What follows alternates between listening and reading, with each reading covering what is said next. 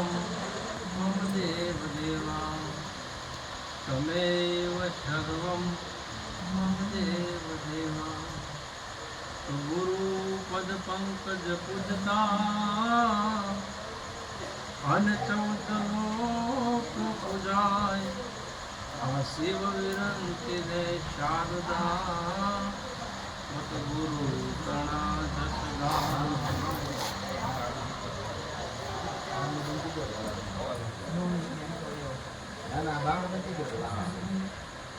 તો સદગુરુ મહારાજ ની જે મુક્તિની વાત છે એ જ્યાં સુધી જીવનની અંદર ન આવે ત્યાં સુધી આ જીવના સંશય મટતા નથી.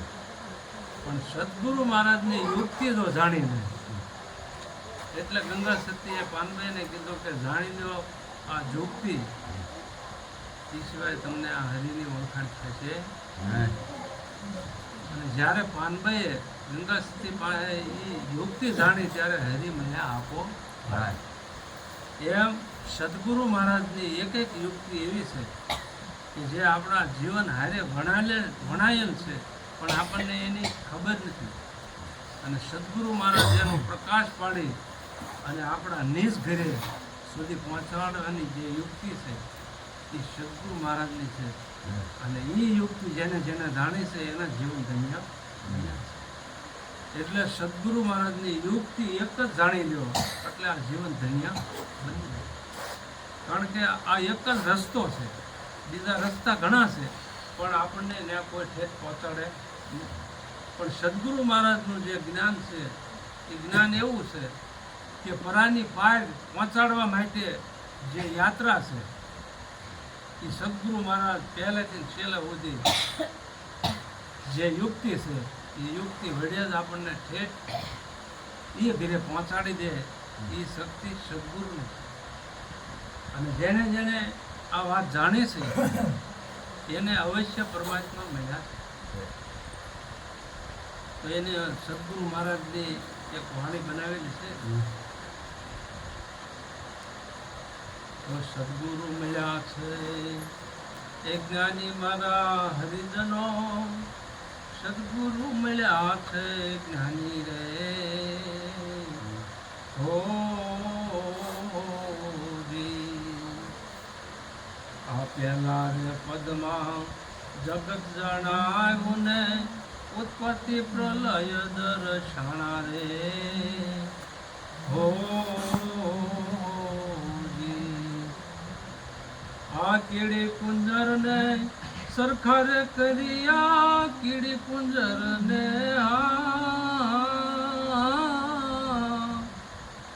સરખા રે કર્યા એવી સમદ્રષ્ટિ સમજાવી છાની છાની ગુરુએ સદગુરુ મળ્યા છે જ્ઞાની રે હો. તો સદગુરુ મહારાજ મળે તો આપણને સમદ્રષ્ટિ કરાવે, નાના મોટાનો ભેદ મટાડી દે. એ સિવાય નાના મોટાનો ભેદ ગમે ત્યાં તમે જાઓ પણ કોઈ મટાડી શકાય નહીં. બીજા પદમાં ખામાં ક્રોધ હટાવ્યા લોભ લાલચ ને મારી રે હો. આ રૂપમાં અરૂપ દર્શાવ્યું ભાઈ રૂપ મારે હે રૂપ દર્શાવ્યું એવું સ્વરૂપ દર્શાવ્યું છાનું છાનું ગુરુએ સદગુરુ મળ્યા છે જ્ઞાની રે હો. કામ ક્રોધ મદ લોભ અહંકાર ઈર્ષ્યા આ 6 ષટ્રિપુઓ રૂપની પાછળ રહેલા છે. અને સદગુરુ મહારાજ રૂપને બાદ કરાવી નાખે, રૂપમાંથી આપણને અરૂપમાં લઈ જાય. તો આ જે સેના છે એ બધી ત્યાં પૂરી થઈ જાય, પછી કાંઈ હાલે નહીં. તો એ સદગુરુ મહારાજની યુક્તિ છે. અને જ્યારે ઉપદેશની અંદર બેસે ત્યારે આ વસ્તુ જીવન ખુલી જાય એવી યુક્તિ સદગુરુ પાસે છે. કે કામ ક્રોધ મદ લોભ અહંકાર ને ઈર્ષ્યા આ બધા જેની પાછળ છે એને તે મૂળમાંથી કાપી નાખે. એટલે આ વસ્તુ આગળ વધે એ સદગુરુ મહારાજનું જ્ઞાન છે.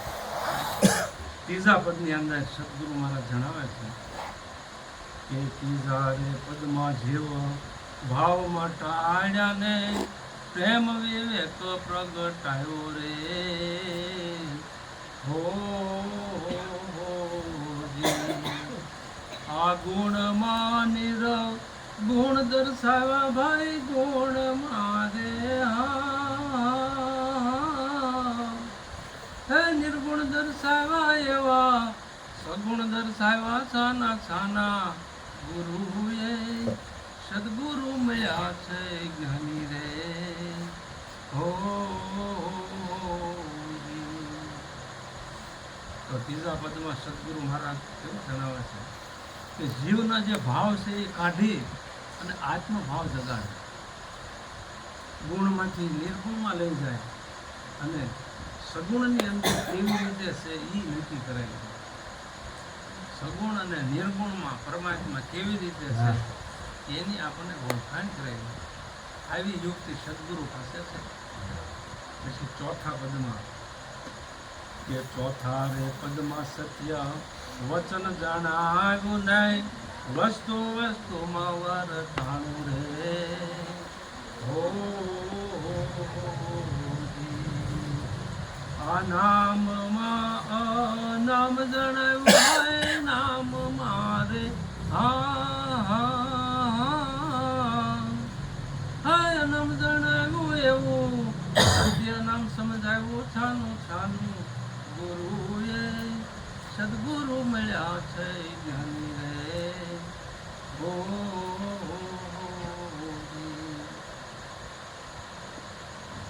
એવું નામ જણાવ્યું કાયમ રહેવા હોય. સત્ય નામ એટલે કાયમ રહેવા હોય, જેનો કદી નાશ પામે, જે અજર છે, અમર છે, અવિનાશી છે, અછેદ્ય છે, અપરિવર્તનશીલ છે, સદા રહેવા વાળું, એની આપણને ઓળખાણ કરાવે.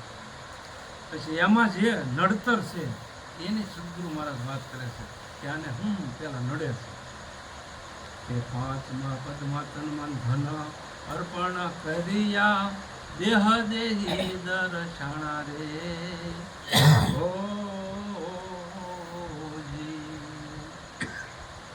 આ બહાર ભીતરનો એક તાર કરાયો ભાઈ બહાર ભીતરનો રે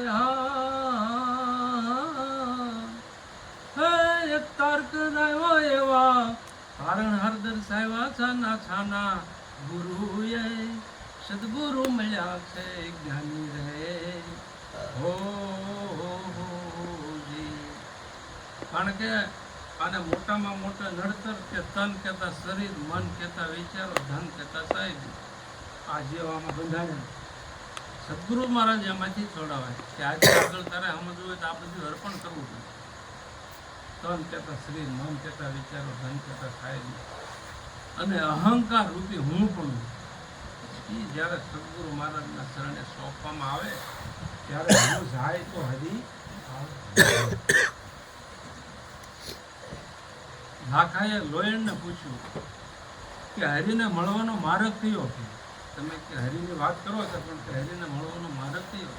તો કે જેનું છે એને પાછું મોકો એ હરિને મળવાનો માર્ગ.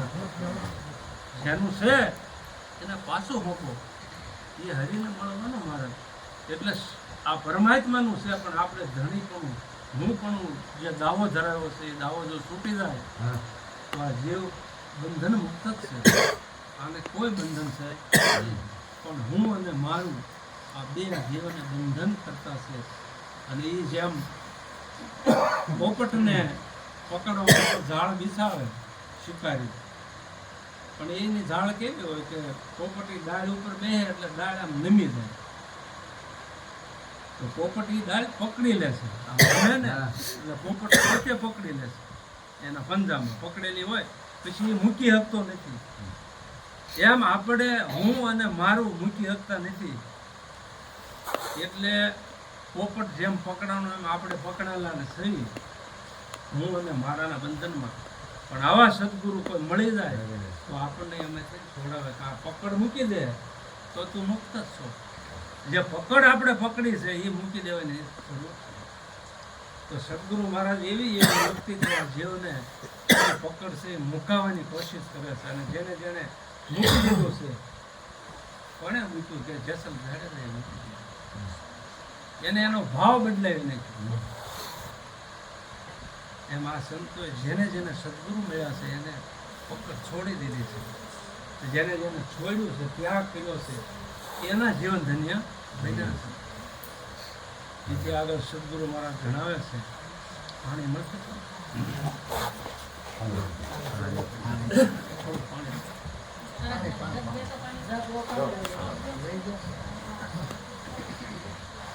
તેથી આગળ સદગુરુ મહારાજ જણાવે છે કે સાતમા પદમાં શેષાજ સોટા ખેલ સે ખાંડા કેરી ધાર રે હો સાતમા પદમાં સોટા ખેલ સે ખાંડા કેરી ધાર રે હો આશીષ ને સાંટે શ્રીફળ સોંપા ભાઈ શીશ ને સાંટે રે શ્રીફળ સોંપા એવા અમર ફળ ચખાડ્યા છાના છાના ગુરુએ સદગુરુ મળ્યા છે જ્ઞાની રે હો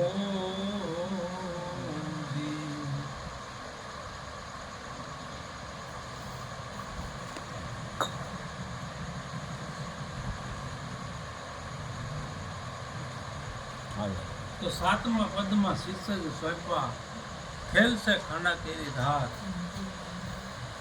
સદગુરુ મહારાજના ચરણે જ્યારે મૂકણા રૂપી પ્રસ્તાવવામાં આવે અને ત્યારે સદગુરુ મહારાજ મૂળ જગ્યાએ હરીને ફેરાવે છે. કારણ કે મૂકણું એક એવી વસ્તુ છે કે જે છેલ્લામાં છેલ્લો સ્ટેપ છે. એ આપણું સૂક્ષ્મ શરીર છે. મન, બુદ્ધિ, ચિત્ત અને અંતઃકરણ એટલે મૂકણું. જે સ્થૂળ શરીર એટલે દેખાય અને ઓલું દેખાય નહીં.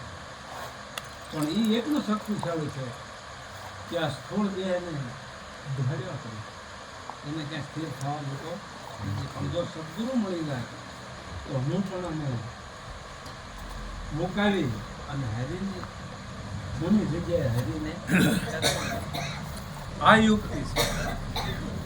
પછીથી આગળ સદગુરુ મહારાજ જણાવે કે આઠમા પદમાં ઘટમાં પટ પર ખાયવા ને ઘાટોય ઘાટ દર્શાણા રે હો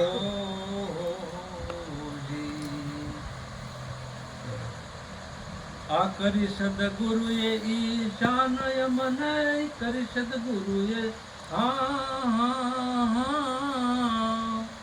ઈશાનય મને એવા ચિદાકાશ દર્શાવ્યા છાના છાના ગુરુએ સદગુરુ મળ્યા છે જ્ઞાની રે હો.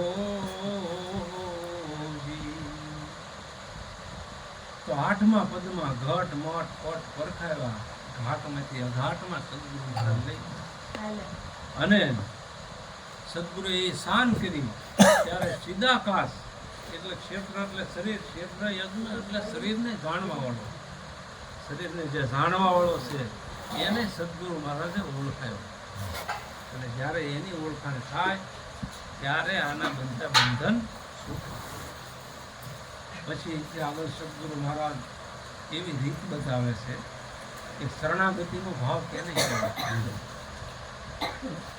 કે નવમા પદમાં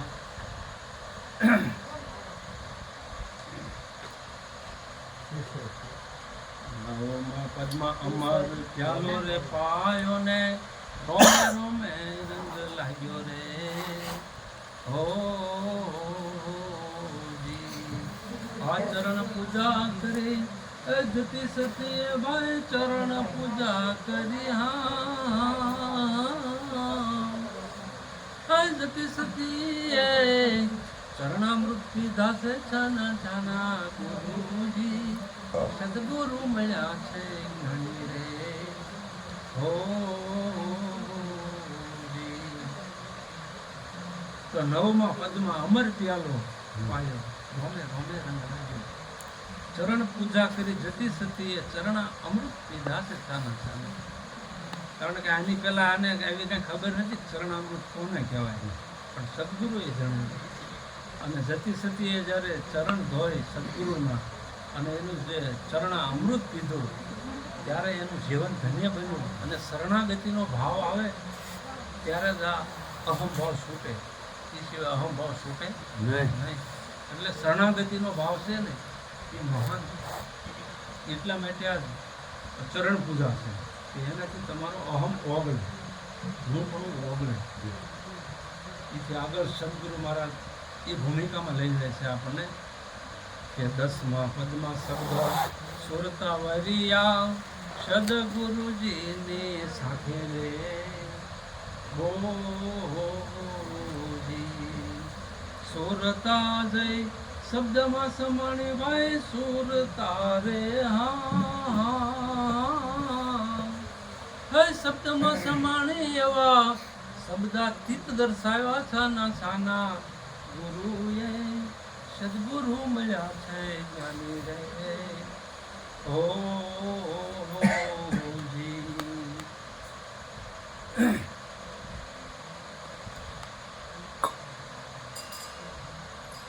તો 10મા પદમાં શબ્દ સુરતા વર્યા સદગુરુજીની સાંખે.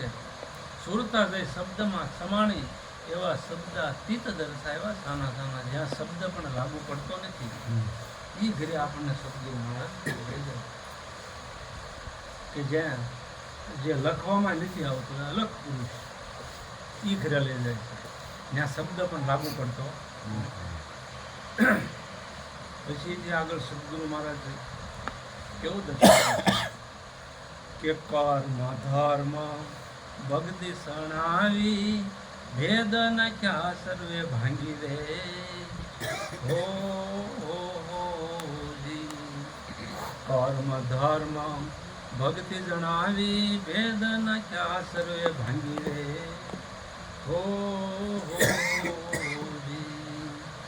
આ ધર્મદાસ ચરણે કહે વિવેકાનંદ ધર્મદાસ ચરણે હા એ કહે વિવેકાનંદ એવી વસ્તુ ઓળખાવી છાની છાની ગુરુએ સદગુરુ મળ્યા છે જ્ઞાની રે હો તો સદગુરુ મહારાજે કર્મ ધર્મ ભક્તિ આ બધાના ભેદ જણાવ્યા અને એનો જે ધર્મ હતો એ બધો ભાંગી નાખ્યો, એનો ભેદ હતો એ બધો સમજાવ્યો. એટલે એની ભ્રમણા બધી ભાંગી નાખી અને ત્યારે એને એ સ્વરૂપમાં જગાડી દીધા. કારણ કે જ્યાં સુધી મૂળ ઘરે આપણે ના પહોંચવી ત્યાં સુધી ભ્રમણા રહે. મીરાબાઈએ કીધું કે આત્માને ઓળખ્યા વિના ભવના ફેરા નહીં મતે, ભ્રમણાને ભાંગ્યા વિના લખતો રહેશે નહીં. એટલે આત્મતત્વની ઓળખાણ કરવી એ આ જીવન માટે શ્રેષ્ઠમાં શ્રેષ્ઠ છે. અને એવા સદગુરુના ચરણે જઈ અને આ તત્વની ઓળખાણ કરી લેવી.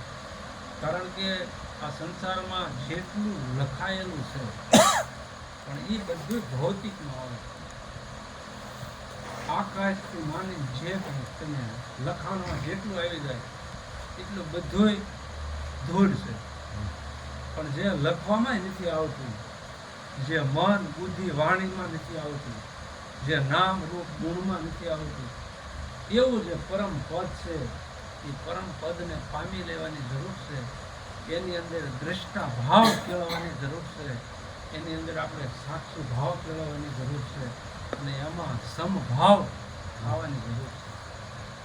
આપણા બધા ભાવ છે ને એમાં સમાવી દેવાની જરૂર છે. અને જ્યારે એવું થઈ જશે ત્યારે આ એક જીવન ધન્ય બનશે અને બધા સંશય મટી જશે. તો આવું સદગુરુ મહારાજનું જ્ઞાન છે, જેને જાણ્યું એના માટે જીવન ધન્ય છે. અને જેને ન જાણ્યું હોય તેને આ સંસારમાં ભૌતિક પદાર્થ કોઈ સાથે આવવાના નથી.